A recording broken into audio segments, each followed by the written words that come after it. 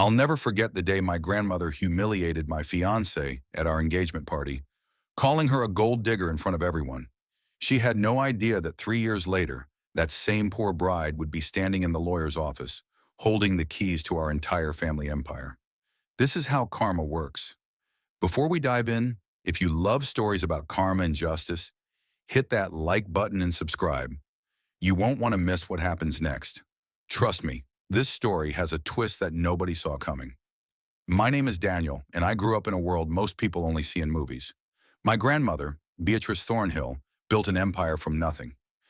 Thornhill Industries started as a small manufacturing plant in the 70s and grew into a $50 million enterprise. She was ruthless, brilliant, and terrifying. Everyone in our family walked on eggshells around her. Her word was law, and her approval was something we all craved but rarely received. I was the golden grandson, or so everyone thought. Good grades, business degree, destined to take over the company one day. But I never felt at home in that world of country clubs and charity galas where people wrote checks to feel good about themselves without actually caring about the causes. There was something hollow about it all, something that made me feel like I was suffocating in expensive cologne and fake smiles. That's why I started volunteering at the Riverside Community Center. I didn't tell anyone in my family. I just needed to do something real, something that mattered. And that's where I met her. Lily Bennett was organizing an after-school program for kids whose parents worked multiple jobs. She was in the supply closet, frustrated because they didn't have enough art supplies, trying to figure out how to stretch $15 into materials for 30 children. I offered to help, and she looked at me like I was a miracle. Not because of who I was or what I had, but because I showed up. That was Lily. She saw people, really saw them. We started talking, and I found myself staying later each week just to be around her. She drove a car that was older than both of us combined. Her apartment was a tiny studio where she had to choose between heating and buying groceries some months. But she was rich in ways my family would never understand. She had joy, real, unshakable joy. She'd celebrate when one of her kids learned to read or when a struggling parent got a job interview. She poured everything she had into other people, and somehow, she never ran empty. I fell in love with her before I even realized what was happening. We'd grab coffee at the cheap diner down the street, take walks in the park, talk for hours about everything and nothing. For the first time in my life, I felt like someone saw me, not my last name or my trust fund, just me. It took me 3 months to tell her about my family. I was terrified she'd see me differently, that the money would build a wall between us. When I finally confessed that my grandmother owned Thornhill Industries, she just laughed. She thought I was joking at first. When she realized I was serious, she got quiet. Not impressed quiet, worried quiet. She asked me if my family would accept her, and I promised they would. I was so naive. I honestly believed love would be enough. When I told my grandmother I was going to propose, her face turned to stone. She asked about Lily's background, her education, her family's financial status. Every question felt like an interrogation. My mother tried to be supportive, offering to help plan an engagement party, but I could see the concern in her eyes. My father, as always, hid behind his newspaper and let my grandmother steer the ship. But I was determined. I loved Lily, and I was going to marry her. The engagement party was held at my grandmother's mansion. She insisted on hosting, and against my better judgment, I agreed. I thought maybe it was her way of welcoming Lily into the family. I was so wrong. Lily spent weeks looking for the perfect dress. She finally found one at a consignment shop, a simple cream-colored dress that she thought was elegant enough for the occasion. She was so nervous that night, gripping my hand in the car, asking me if she looked okay. She looked beautiful. She always looked beautiful. But the moment we walked in, I knew I'd made a terrible mistake. My grandmother stood at the entrance in a gown that probably cost more than Lily's entire wardrobe, dripping in diamonds, surveying everyone like a queen holding court. She looked Lily up and down with barely concealed disdain. The smile she gave us was sharp enough to cut glass. Throughout the evening, I watched her work the room, whispering to relatives, glancing at Lily with an expression I'd never seen before. It was contempt. Then came the toast. My grandmother stood up, champagne glass in hand, and the room fell silent. She spoke about family legacy, about the importance of preserving what generations had built, about how some people understand the weight of the Thornhill name, while others see it as an opportunity.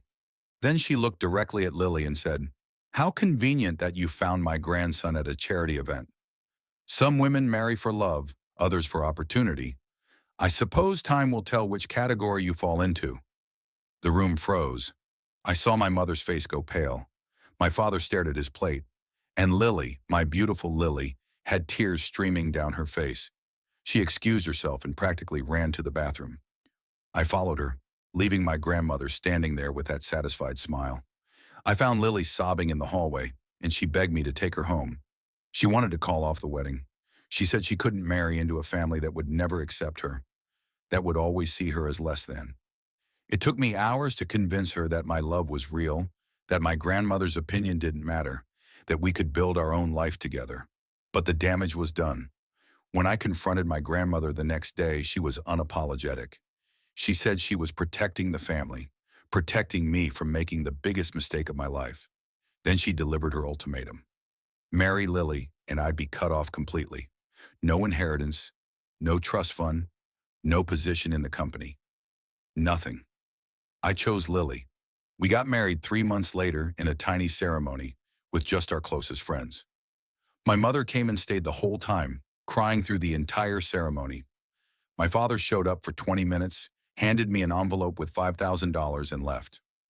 My grandmother didn't even send a card. Most of my extended family followed her lead. We were ghosts after that, erased from family gatherings, removed from the Christmas card list. We moved into a cramped apartment and started over. I took an entry-level position at a small manufacturing company, determined to prove I could succeed without the family name. Lily continued her work at the community center, and eventually she got promoted to director. Money was tight. There were nights we ate ramen for dinner 3 days in a row. There were months we had to decide which bills to pay first. But we were happy, genuinely, deeply happy. 3 years passed. We bought a small house, nothing fancy, but it was ours. We built a life filled with real friends, meaningful work, and love that didn't come with conditions. I thought about my grandmother sometimes, wondered if she ever regretted what she'd done, but I'd made peace with her absence. We didn't need her approval anymore. We'd proven we could make it on our own. Then came the phone call that changed everything. It was a Tuesday morning, 6 in the morning, and my father's name flashed on my screen. His voice was shaking. My grandmother had passed away in her sleep. Heart attack. Quick and painless, the doctor said. I felt a strange mix of grief and anger. She'd been cruel to us, cut us out of her life, but she was still my grandmother. I'd loved her once, before everything fell apart. The funeral was enormous. The entire business community showed up, along with relatives I hadn't seen in years. My cousins, Brandon and Stella, were there playing the part of grieving grandchildren, though I knew they were more concerned about the inheritance than anything else.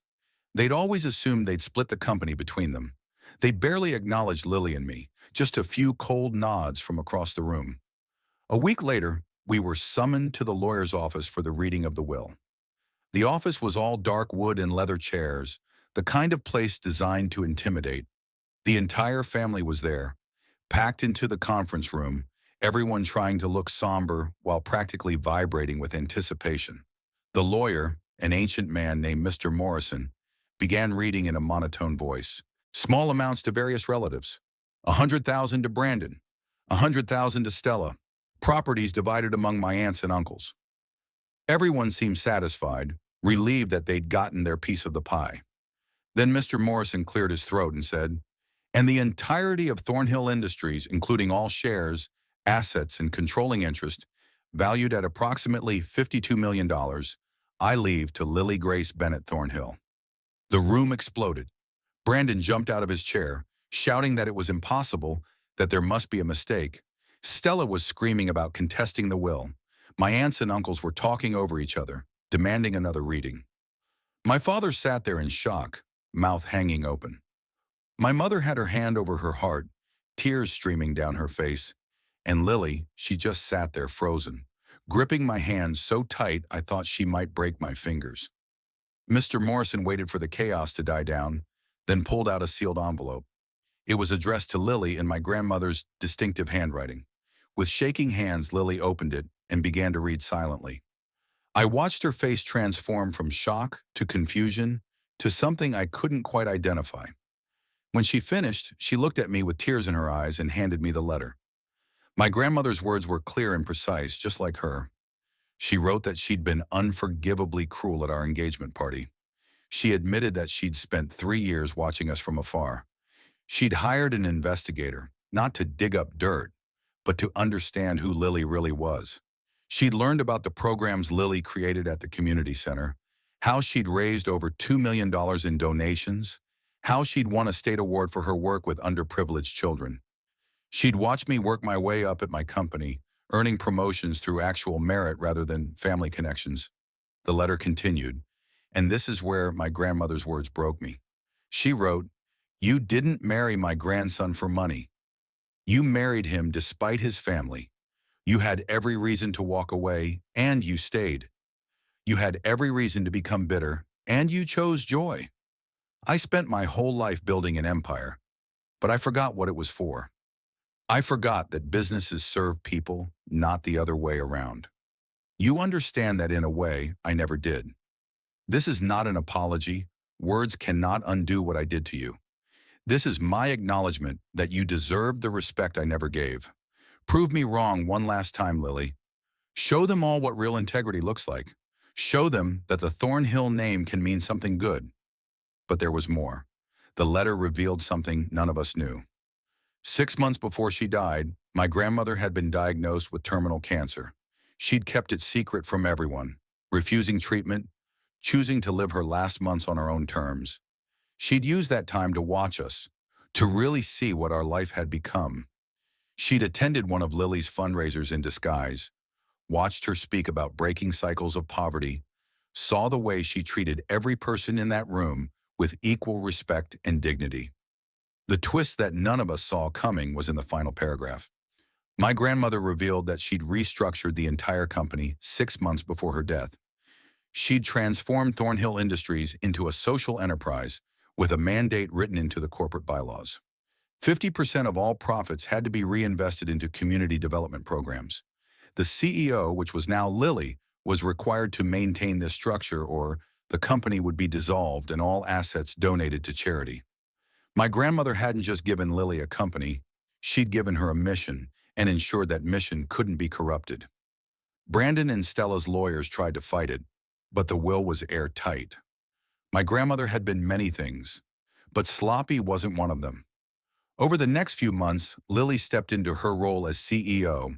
She was terrified at first, convinced she'd fail, but she brought the same heart to that boardroom that she'd brought to the community center. She created employee scholarship programs, partnered with nonprofits, transformed the company culture from cutthroat to collaborative. And the remarkable thing, the company thrived. Profits increased, employee retention skyrocketed. Thornhill Industries became a case study in how businesses could do good and do well simultaneously. My grandmother spent 3 years realizing what I knew the moment I met Lily. That character isn't measured by bank accounts or pedigree. It's measured by what you do when nobody's watching, how you treat people who can't do anything for you, the legacy you build in hearts rather than bank statements. Sometimes the people who seem to have nothing have everything that matters. I think about my grandmother often. I wish she'd had the courage to apologize while she was alive, to tell Lily to her face what she'd written in that letter. But I also understand that some people express love through action rather than words. Her final act wasn't just about transferring wealth. It was about transferring values, about admitting she'd been wrong and trying to make it right. Was it redemption? I'm still not sure. But it was acknowledgement, and sometimes that's all we can hope for. If this story touched you, please hit that like button and share it with someone who needs to hear this message. Subscribe for more stories about karma, justice, and the unexpected ways life teaches us lessons. And drop a comment below. I really want to know what you think. Do you believe my grandmother's final act was redemption? Or was it too little, too late? Can someone make up for years of cruelty with one grand gesture? I'd love to hear your perspective. Thanks for watching, and remember, Kindness always wins in the end, even if it takes time for karma to balance the scales.